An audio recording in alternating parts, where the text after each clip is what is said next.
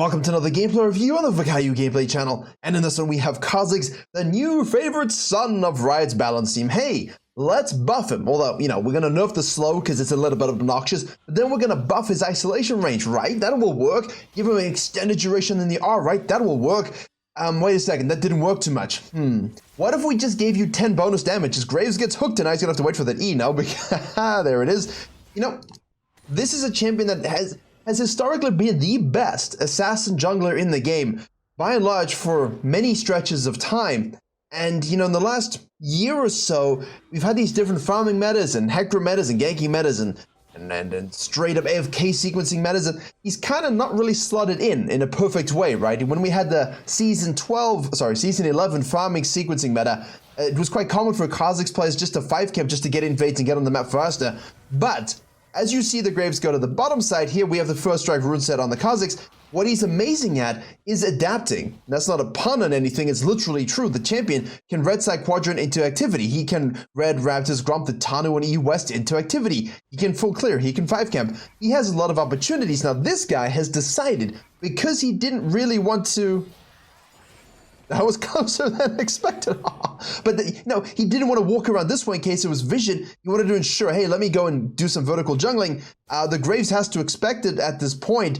You know, this is something he can do as well. Obviously, this is more compromised, but the new jungle allows him more opportunities to do these kinds of things. So if you are a Kha'zix player, you're not going to be doing this, you know, you're not going to be copying the Graves here. You're not going to be doing the Elise. You're going to be farming it up, looking into maps, seeing what opportunities you have, playing around it appropriately, and maximizing your own advantages throughout the early game. Now, yes, we're at a deficit here. We're going to continue to be at a deficit. We see the low Syndra. We're going to flash over the wall. We're going to get, you see, that was nice. We managed to flash. We got our passive order from the unseen threat that does slow, and we hit our W as the fadeaway. Most Kha'zix players, look, I love you all. Obviously, I am in Team Rengar, but I have played Kha'zix as well. I like both of these archetypes of champions, and honestly, I miss having Rengar vs Kha'zix all the time for that excellent level 16 battle to the death. But a lot of Kha'zix players don't have the fluidity of mechanics to make the great success of their champion, and obviously that costs you. Now, the Graves, obviously, with many kills, will most likely be on the bottom side. I don't know necessarily what we're waiting for. I know we're waiting for the Syndra to come back,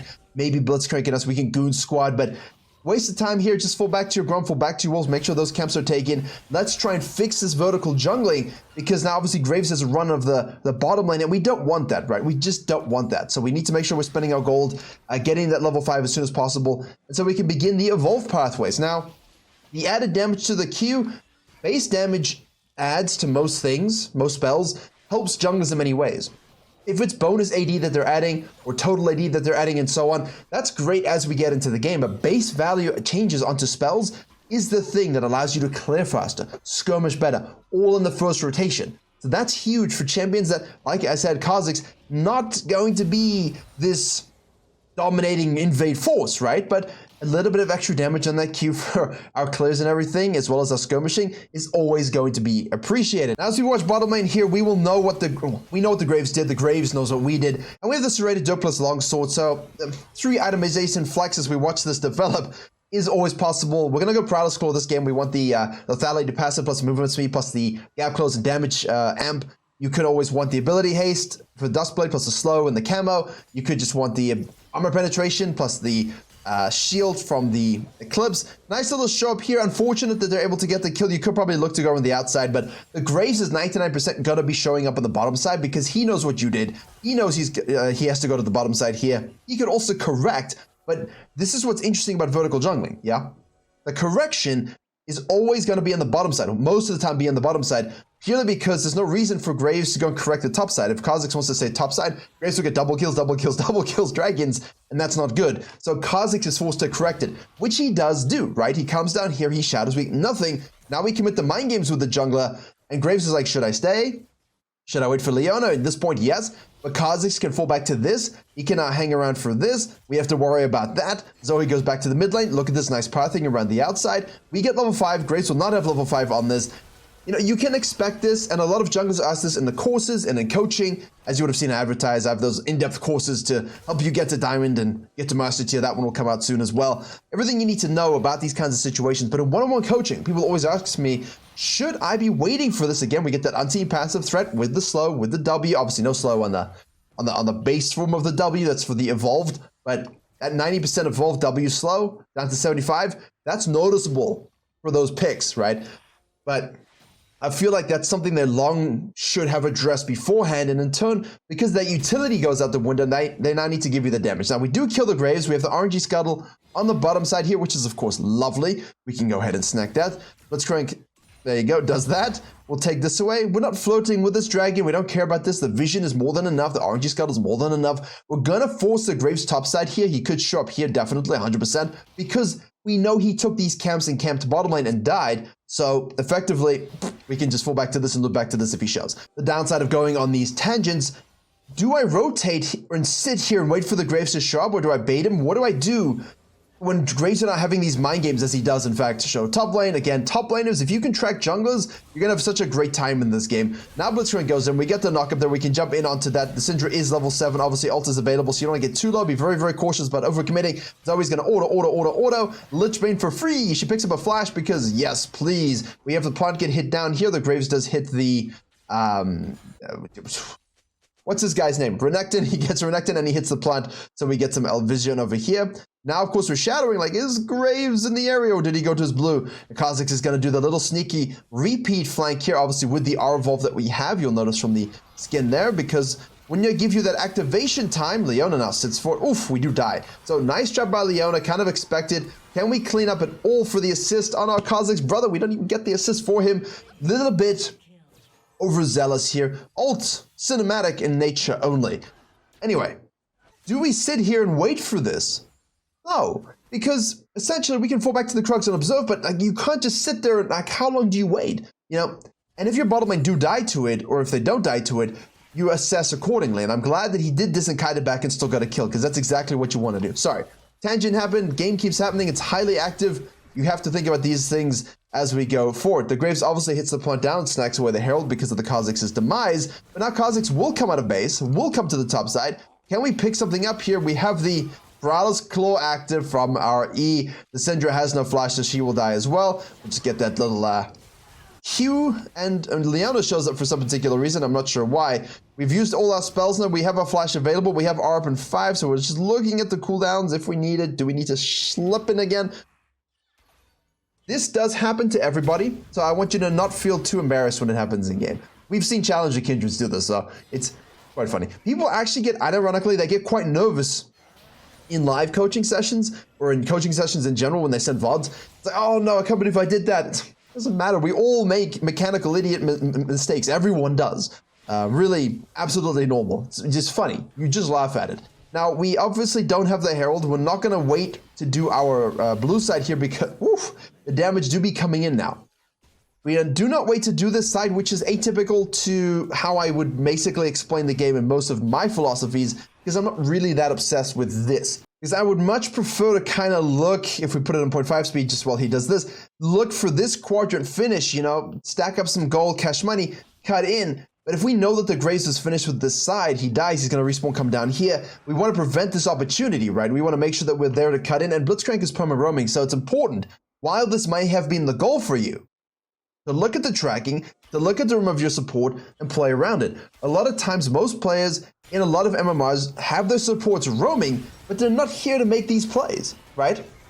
They kind of go, why is my support here letting my ADC die?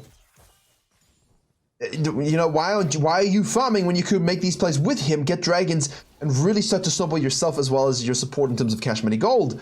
That's important. So think about that when you're kind of looking at your support doing this and dying, and you're kind of farming these and going, oh, you could have rotated over, and we got an objective for it. Graves is a little bit out of the picture now. Obviously, you want to be careful about the roams inside here. Once people die, we have the pings going off of the map. Gold amount, we're at 1900 now. There's the Graves, exactly right. As expected, just that jungle intuition and the tracking that we focus on. I should probably combine.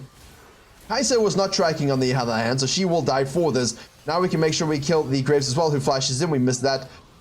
But he will escape because of the Prowler's Claw passive. That our activation duration up 2 seconds is nice. Very nice. I like those kinds of things. Time and movement speed are unholy stats on every champion in the game, and underrated, honestly. People look at those things and like, yeah, movement speed's nice, but time is so important as well. Because 2 seconds in League of Legends, my friends, is a long time. Like, no question, it is a very long time. You've got this right here now. It's all of this stuff written down, and you'll see there the 12 seconds on the active there. Kha'Zix may recast this ability once within 12 seconds. That's a 2-second buff. Just like here, you go, have an extra 2 seconds. Imagine 2 seconds in a fight. It's obscene. Now, we have got our Edge of Night here because we're basically saying, look, they got a Leona, they got a Syndra, they got a Malphite, and I need to position accordingly and tank one critical spell with this spell shield.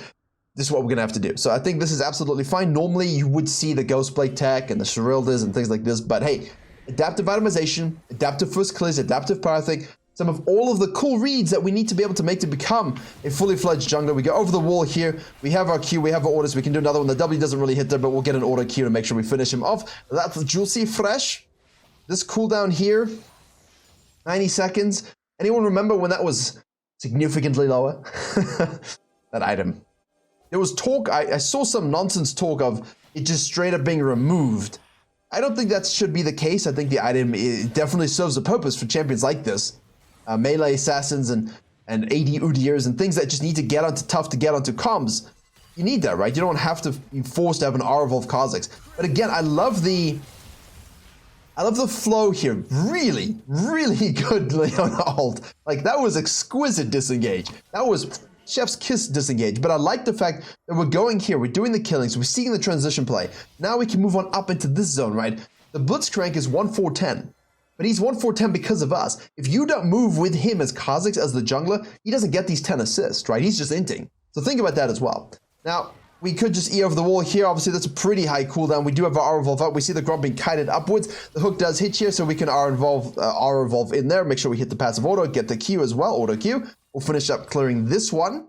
The Ezreal can shove to plates now. We know the Graves is here, so we can have a little bit of activation again because we have, not yet, but when we have Gus Wolga Hatchling, it's going to be insane. We see the Graves here. R is not timed out. We'll just E over the wall. Make sure we get that Q over there. We hit the W. Now we're going to have to be quite cautious because Syndra will rotate. We have no flash, but we do have Prowler's Claw. So we can't... Oh, she's back to mid lane. Excuse me. Excuse me.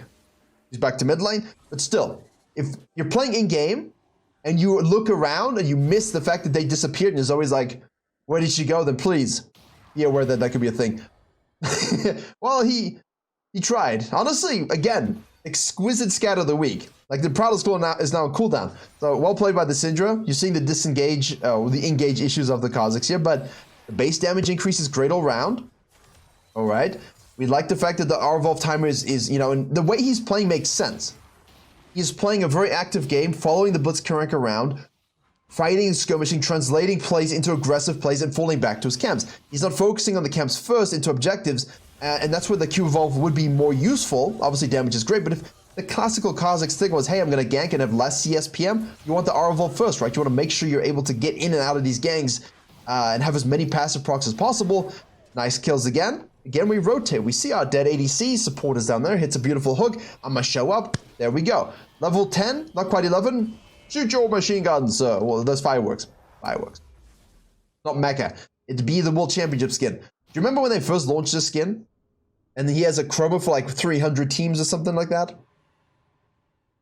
I bet when they thought of that idea, they're like, hey, this is a cool idea. And then when they thought about doing it in the future, they're like, actually, it's not such a good idea. And they chose to do it on Kha'Zix as well, with all his evolve paths. Crazy. Now, this is up and this is up. So we're basically saying, look, I want to go for the Soul Pois. The Zoe's over here. The Blitzcrank's over here. The Renekton's lost his turret. Not having a good game, but we're 10-1-3. Absolutely dominating this game. And if you can get to 15 minutes at this level, there we go. We press X. We've got 9,000 gold. This is the Master Yi scenario source, right? Let's just pause this here. We want 14 minutes, we want 9,000 gold. We're a little bit trailing because obviously we don't have the plate secure possibilities that the Master Yi has, but this is a kind of like, I'm so fed, nothing is stopping me 1v90 in the game. And if you're close to that ballpark, that's where we're at. Now we look at this here and you see the Grave shows up, there's low people, we could rotate to it, but we decide, you know what, I'm just going to E over the wall here. Hopefully you're seeing quite a lot of the cool cases for Kha'zix E's, we're just going to make sure we get that flash Prowler's Claw Q, because that's absolutely huge that the Malphite doesn't TP and knock us up here, because the whole team is rotating down. You're seeing a lot of cool use cases for the E just from mobility, right? It's a high cooldown, but the Prowler's Claw and our Evolve gives us more mobility in general. So here we go, we reposition. We've got the passive auto Q into the W. Now we can keep ensuring that the disrespectful smite. We can ensure that we keep having slows and passive procs. Here we go again. E is available. We will have unseen passive threat. Do we want to do it? Unseen threat passive. This one. ROA, sir! Oh, he's forced to flash. We don't actually have the W, which is a bit unfortunate, but that's fine. Forced to flash, forced the ult, and he didn't get to use it aggressively, so we take that perfectly well. Now, obviously, at this particular stage, we have evolved the W as well, so just keep that in mind here. That means a slow, while not 90%, is still 75% on isolated targets. So it's not nothing, right? But it's obviously something that a regular Kha'zix main is going to feel in terms of making these picks in enemy jungle situations. But with Prowler's Claw, our evolve, passive slow, I don't think you are lacking in stickiness and slow utility. Definitely is a hit, but don't get me wrong. We got some damage buff and time buff as well. Now we're going into the last whisper here, most likely Cyrilda's. We really want to finish the Gust Walker here, so we need 2 cams. We can wait for a tree to pop up if he has a timer just before he finishes this. That should give us the finish. But yeah, they take this turret now. We move over here. We're going to snack this up. That's not going to be enough. We didn't wait long enough. Now we have the bonus treat. There's nothing to do though, so you don't want to sit and wait unnecessarily.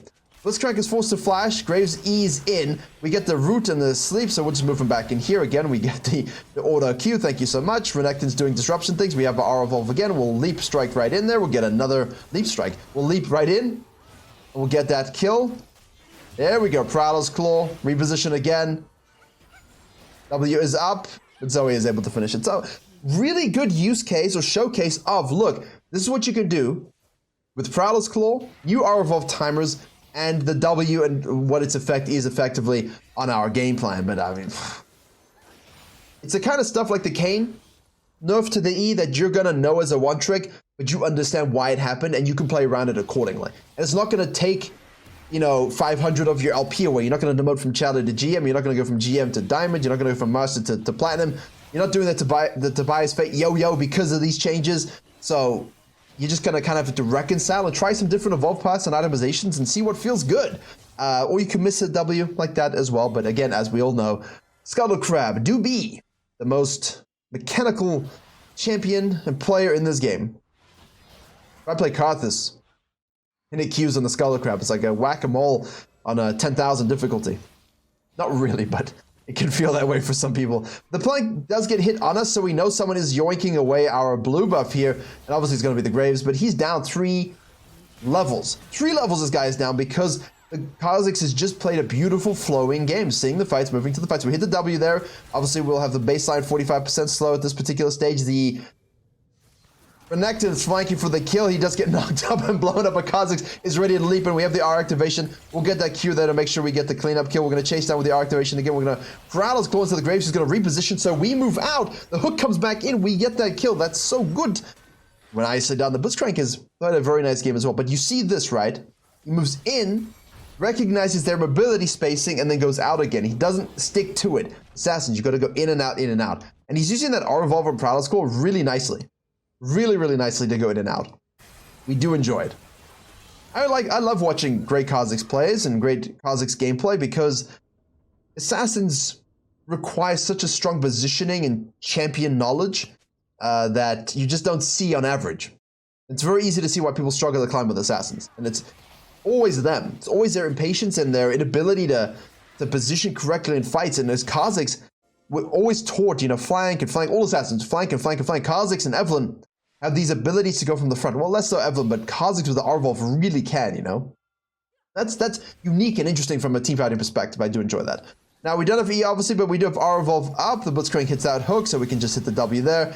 Obviously, straight up auto Q as always, and then we can go over and do the Baron. So, in these situations, if someone's out of position, yoink them in, make sure you get the kill, and off you go. Always Q auto as well, I mean. Kha'zix is really pick your own poison in terms of order of events. We're going to leap over with... Oh, that was exquisite. There we go. Anti-passive threat order to kill the Graves. He just leaped in, hit the W slow. The Cyrilda's Grudge. This item, for me, is... Oh, you can't read the passive. Damaging ability, slow enemy champions 30% for 1 second. It's really obscene on the face of it, and yet it's just completely normal and accepted that this item exists. I like watching this. So this is what you guys watch in the highlights, right? Okay, so here we go. Cyrilda's Grudge, strong item, obviously. Here we go over the wall. We're going to make sure we hit that W onto that. The Edge of Night does burst. We can then Prowler's Claw, and we can Q auto, make sure we get that through. And here, Kais is being rooted, chasing down the Blitzcrank, so we can float on down to this and snack this kill as well. Just hit the W there. Another kill for us. So a good example there of using that Q and then the auto. It's always about stacking your slows effectively. They're not, you know, massive at this particular stage, but 25% from the passive. You've got your 45%. 40% plus your 75% from the W. You've got obviously the Cyrilda's Grudge for 30%. So the slows, it's tough to get away from this guy when he reaches 3 atomization spike with W evolved. So ensure that you are maximizing that as much as you can. And obviously, our evolve allows you to hit a lot of people with it, especially with extra procs. We'll take this dragon, push on up here, hopefully. Renekton is still banging away at that turret. So he takes this one. This is not your regular Blitzcrank. This is the king of the hooks or something like this. One more kill. Flash kill. Syndra with the Banshee's Veil. Whoopsie daisy. Hello, we're going to reposition. Oh, that was quite funny. He fully committed. He just full scented and he full scented to the wrong direction. To the wrong location. We have another position there. We hit that W. We get the Mega Slows. Repositioning again. One more proc here. We have the Prowler's Claw available. Sorry, we don't have the Prowler's Claw available. We do hit that W though as well. She is isolated, so that is 75%. Careful, careful, careful. Zoe goes back in. Avoid the Malphite ult. Now we can go back in. We'll get that kill as well. Reposition away from AoE spells as much as you can. Hit the W. There we go. Double kill. Hit the monitor. We're going to E back in there. Get the Q and the EQ. And that's a dead Graves. So really beautifully smooth fightery type game. Like not fightery in terms of build, but like fisting, right? Like we went vertical jungling and then we ganked this and then we're flowing with the Blitzcrank the whole time. Excellent recognition of the map in terms of, hey, let me use this R evolve and really get at it rather than go Q evolve and maximize damage against monsters by getting that reset and things like this. I don't need that right now. I have enough damage in my kit. The base damage value is great on the Q and I just need the mobility and the ability to actually move around the map and get the kill. So buffed Kha'zix, super good. Thank you very much for watching. Virkayu GG for courses, coaching, and other cool shit. Zada GG for your live companion jungle champion guides. And as always, I will see you all in the next tutorial.